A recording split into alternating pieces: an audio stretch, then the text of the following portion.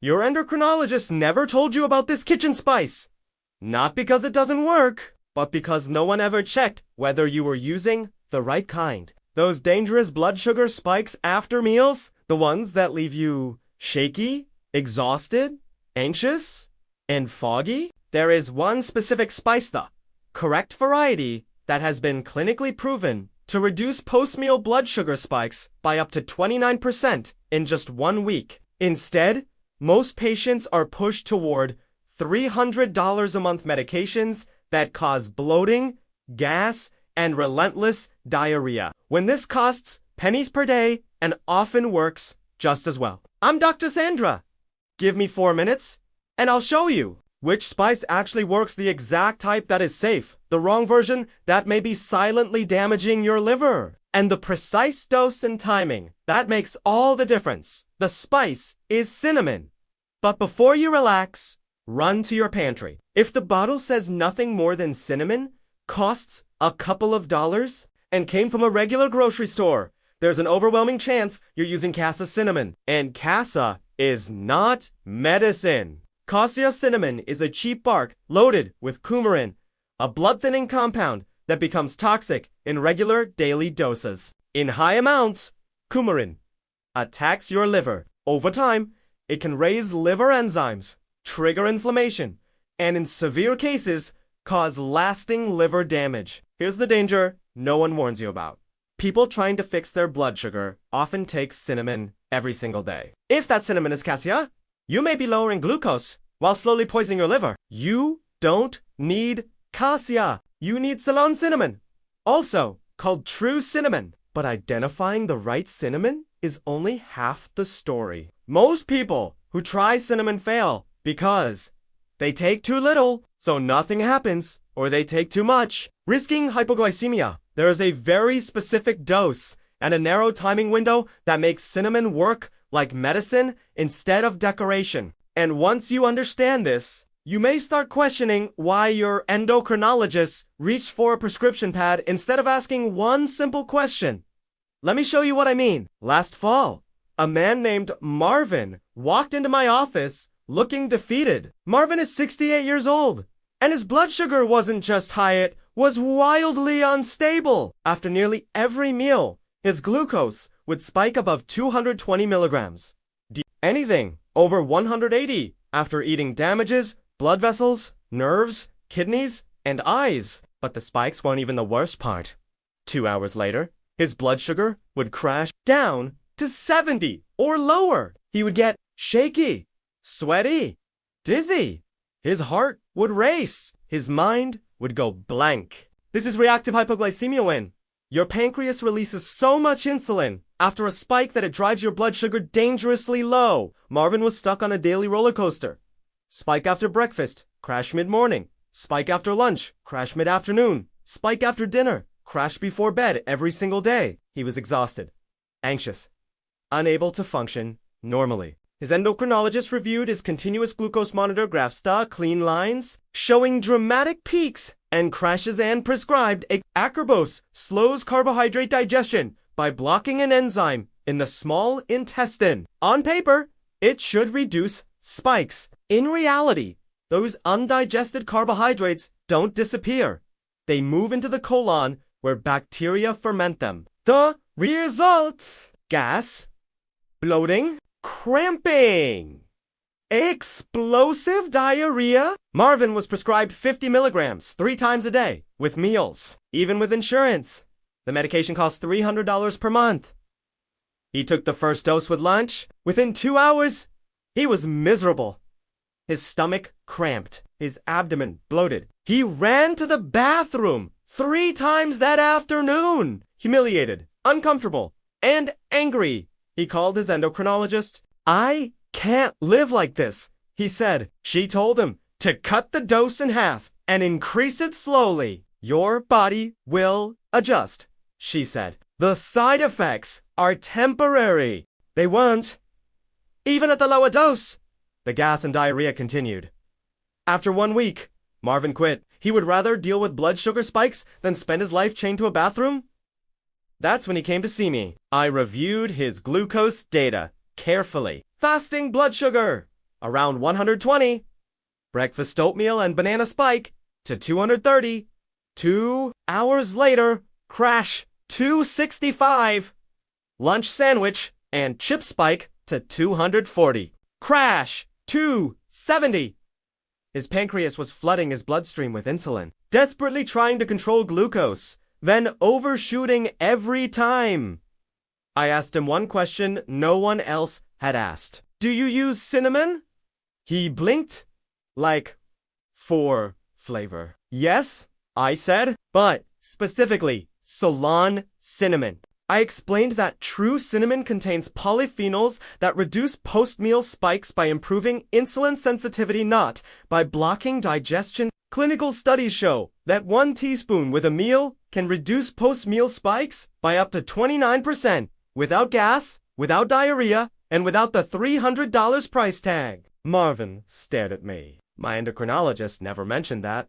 Of course she didn't. Because if a kitchen spice stabilizes blood sugar for pennies a day, there's no prescription, no follow-up, drug management, and no profit. But here's the critical warning I gave him next. Not all cinnamon is safe. Most cinnamon sold in grocery stores is Cassia, and Cassia contains high levels of which is toxic to the liver when used daily. European health authorities have issued warnings about long-term Cassia use for this exact reason. Ceylon cinnamon, on the other hand, contains almost no coumarin. It is safe for daily use, Evan, multiple teaspoons per day. I told Marvin to throw away his old cinnamon and replace it with true Ceylon cinnamon only.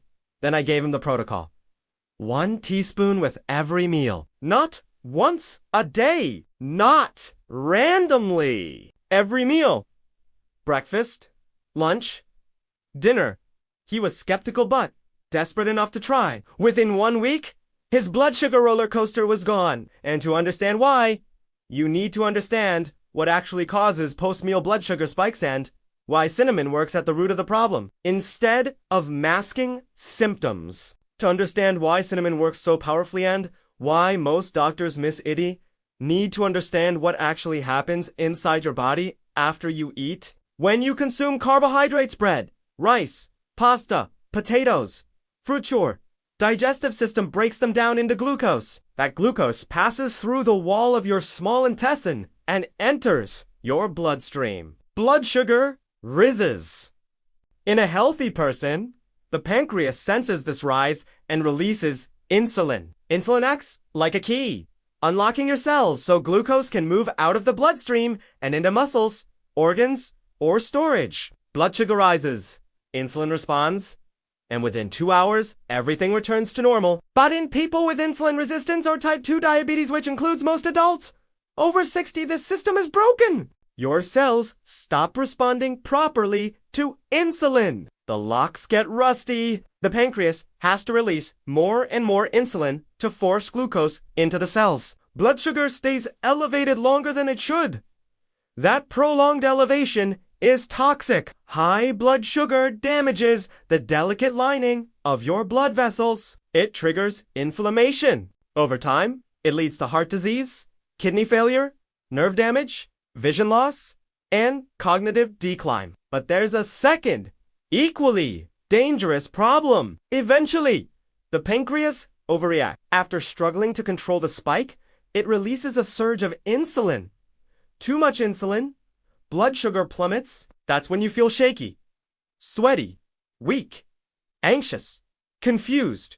This is reactive hypoglycemia. So your day becomes a metabolic nightmare? Spike crash, spike crash. Your body spends all day fighting itself. Medications like Acarbose attempt to fix this by blocking carbohydrate digestion. They inhibit an enzyme called alpha-glucosidase in the small intestine, slowing how quickly carbs break down into sugar. The spike is reduced, but at a cost. Those undigested carbohydrates move into the colon, where bacteria ferment them. Fermentation produces gas, bloating, cramps, and diarrhea. Cinnamon works through an entirely different hand. Ceylon cinnamon doesn't block digestion. It improves insulin sensitivity. Key compound is cinnamaldehyde, the natural chemical responsible for cinnamon's aroma and taste. Cinnamaldehyde activates insulin receptors on your cells. It enhances receptor phosphorylation, which makes those receptors respond more effectively to insulin. In simple terms, your cells listen again. Because your cells respond better, your pancreas doesn't need to flood your bloodstream with insulin. Blood sugar comes down smoothly instead of crashing. No spike. No crash. Cinnamon also slows gastric emptying, the rate at which food leaves your stomach and enters your intestine. When food moves more slowly, glucose enters the bloodstream gradually instead of all at once. This dual action better, insulin sensitivity plus slower absorption, is why cinnamon works so reliably. And this isn't theory, it's documented science. A landmark study published in Diabetes Care tested cinnamon in people with type 2 diabetes. Participants took between 1 and 6 grams daily, about half a teaspoon to 2 teaspoons. Results: fasting blood sugar dropped 18 to 29%. Triglycerides decreased. LDL cholesterol improved. The benefits appeared within 20 days and persisted as long as cinnamon was used. A later study focused specifically on Ceylon cinnamon. Participants consumed 1 teaspoon with a high carbohydrate meal. Post-meal blood sugar was 29% lower compared to the same meal without cinnamon. No side effects. No gastrointestinal distress. But here's where most people unknowingly sabotage themselves. They use the wrong cinnamon. Cassia cinnamon contains 5 to 12 grams of coumarin per kilogram. Ceylon cinnamon contains 0.004 grams per kilogram, over 1,000 times less. If you take 1 teaspoon of Cassia cinnamon daily, you may consume up to 80 milligrams of coumarin. The European Food Safety Authority states that the tolerable daily intake is 0.1 milligrams per kilogram of body weight. For an average adult, that's about 7 milligrams per day. Many people using Cassia exceed that limit every single day. Chronic coumarin exposure causes elevated liver enzymes, liver inflammation in severe cases, liver failure. This is why cinnamon gets a bad reputation in medical circles. Doctors see liver enzyme elevations and assume cinnamon is dangerous without realizing the problem is Cassia, not true cinnamon. Ceylon cinnamon does not carry this risk. When Marvin brought me his cinnamon bottle, the label simply read cinnamon. No origin, no species. That told me everything. Almost all generic cinnamon sold in the US is Cassia, imported from Indonesia or China because it's cheap and potent. I told him to throw it away. I recommend it. Certified Ceylon cinnamon, also labeled Cinnamon Verum. Brands like Simply Organic, Ceylon Cinnamon Frontier, Cope Ceylon Cinnamon, Sri Lankan sourced Ceylon Cinnamon. It costs more, but safety matters when you're using something every day. Marvin followed the protocol exactly. 1 teaspoon with every meal. Day 1. Post-breakfast spike dropped from 230 to 195. 2 hours later, 95 instead of 65. Day 3. Post-breakfast spike 165. 2 hours later, 110. No crash. No dizziness. No panic. Day 7. His glucose monitor showed smooth curves instead of jagged peaks. Post-meal readings stayed under 170.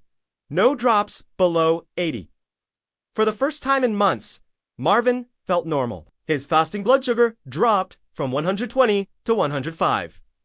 Not perfect, but trending fast in the right direction. Cinnamon improves insulin sensitivity within days, not months. By week 2, his energy returned. The anxiety vanished. The constant fear of crashing disappeared. At his follow-up appointment, Marvin's endocrinologist stared at his glucose graphs. "This is a dramatic improvement," she said. "Did you start the Acarbose again?" "No," Marvin replied. "I used Ceylon cinnamon. 1 teaspoon with every meal." She dismissed it. That can't cause this level of improvement. But the data didn't lie. This is the flaw in modern endocrinology. Doctors are trained to manage numbers with medications, not to correct underlying physiology with food-based interventions. Then when the evidence is overwhelming, let's compare effectiveness. Honestly, Acarbose reduces post-meal glucose by 25 to 40 milligrams DL. Ceylon cinnamon reduces post-meal glucose by 20 to 50 milligrams DL. The averages are nearly identical, but 30 to 50% of patients stop Acarbose due to side effects. Cinnamon has none. One costs $300 per month. The other costs about $12. Same benefit, radically different outcomes. By month 3, Marvin's hemoglobin A1C dropped from 7.8% to 6.9%. Borderline not. His endocrinologist stopped pushing medication and told him to keep doing whatever he was doing. Marvin smiled. He knew exactly what worked. And next, I want to show you the exact protocol, how to identify true Ceylon cinnamon instantly, the precise timing window that makes it effective, and how to avoid hypoglycemia if you're already on medication. Now let me give you the exact protocol, because this is where most people either get results or completely fail. First, the cinnamon itself. You must use Ceylon cinnamon, also called true cinnamon or cinnamon verum. This is non-negotiable. Here's how to identify it instantly. The label must say Ceylon, cinnamon, or cinnamomum verum. If it only says cinnamon, it is almost certainly Cassia Ceylon. Cinnamon is lighter in color, tan or buff. Cassia is darker, reddish brown. Ceylon, cinnamon sticks are thin and layered like a cigar. Cassia sticks are thick and rolled from a single piece of bark. If you are buying ground cinnamon, only trust brands that clearly specify Ceylon on the label. Now the dose, the clinically effective dose, is 1 teaspoon per meal. Not once per day, not half a teaspoon. Not when you remember. Every meal. Breakfast, lunch, and dinner. Why?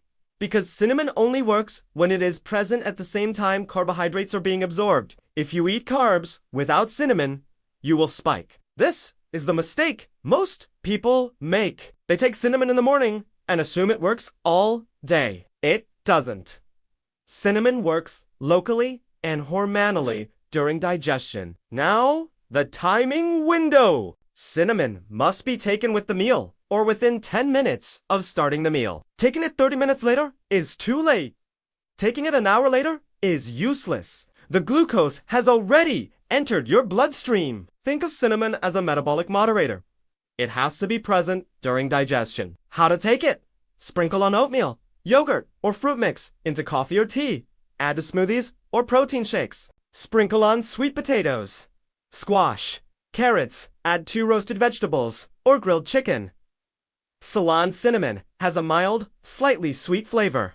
It works with both sweet and savory foods. Now, how much per day? 3 teaspoons per day if you eat 3 meals.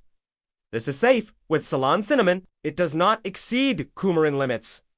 It does not damage the liver. Do not do this with Cassia cinnamon. Now, a critical safety note. If you are already taking diabetes medications, especially insulin, sulfonylurea, or miglitinides, must monitor your blood sugar carefully when starting cinnamon. Cinnamon lowers glucose. Combined with medication, this can cause hypoglycemia. Here's how to do it safely. Check blood sugar before meals. Check again 2 hours after meals. Do this for the first 10 to 14 days. If your blood sugar drops below 70, eat immediately and contact your doctor. Your medication dose may need to be reduced. Many patients eventually require less medication once cinnamon improves insulin sensitivity. Now, let's address supplements. People often ask, can I just take cinnamon capsules? You can, but they are less effective and more expensive. Cinnamon powder mixed into food is absorbed better because fats and proteins enhance polyphenol uptake. If you insist on supplements, look for Ceylon cinnamon extract standardized to 10% polyphenols dose, 500 to 1,000 milligrams twice daily with meals. But again, powder works best. Now let me tell you what happened next with Marvin. 1 month into the protocol, his continuous glucose monitor showed smooth, stable curves all day long. Post-meal peaks stayed below 160. No crashes below 90. His fasting glucose dropped to 102. He also lost 4 pounds without trying, not because cinnamon burns fat, but because stable blood sugar eliminates intense carbohydrate cravings driven by hypoglycemia. But the most important change wasn't on the chart. It was how he felt. No more exhaustion. No more anxiety. No more fear of crashing. No more living by the clock, waiting for the next glucose swing. He sat in my office and said something I hear far too often. I can't believe something this simple fixed the problem. Month 3, his hemoglobin A1C was 6.9%. That's borderline non-diabetic. His endocrinologist reviewed the labs and said, "Whatever you're doing, keep doing it." She still didn't credit cinnamon, but the numbers forced her to back off medications. Now, let's talk about cost. Acarbose, $300 per month. Ceylon cinnamon, about $12 per month, 1 year. Medication, $3,600 cinnamon, $144. That's a $3,456 difference, not including doctor visits, lab tests, or managing side effects. And unlike medication, cinnamon improves overall metabolic health. Better insulin sensitivity, lower triglycerides, reduced inflammation, improved vascular function. Now I want to be clear about something. Cinnamon is not magic. It does not give you permission to eat unlimited sugar. It does not cure diabetes overnight, but it stabilizes post-meal blood sugar, which is the single most damaging pattern in metabolic disease. And when post-meal spikes stop, everything else improves faster. Here's the complete protocol. Summarized by Ceylon Cinnamon. Only verified the label says. Cinnamomum verum. Take 1 teaspoon with every meal. Take it during or within 10 minutes of eating. Monitored blood sugar closely if on medication. Expect improvement within 7 days. Do not use generic grocery store cinnamon. Do not use Cassia daily. Your liver depends on this distinction. If you do this correctly, your blood sugar spikes will shrink. The crashes will stop. Your energy will return. And for the first time in years, your glucose may finally feel predictable. Most people never hear this because there's no incentive to teach it. But now you know. And knowing which spice to use and which one to avoid can change everything.